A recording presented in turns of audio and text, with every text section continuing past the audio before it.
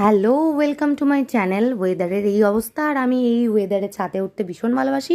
তোমরা অনেকেই হয়তো এতদিনে জেনে গেছো। তো আমি এটা কেন দেখাচ্ছি না, আজকে ছাদে উঠে দেখাচ্ছি এই যে সামনে যে সাদা রঙের মন্দিরটা, সেটা হচ্ছে আমাদের পাড়ার দুর্গা মন্দির। সামনের মন্দির অনেকেই দেখেছো।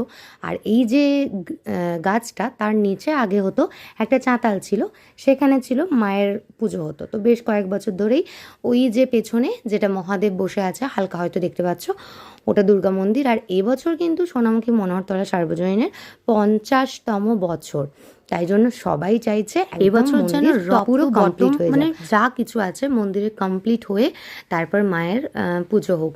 মায়ের পুজো হতে তো কোথাও কোনো বাধা নেই।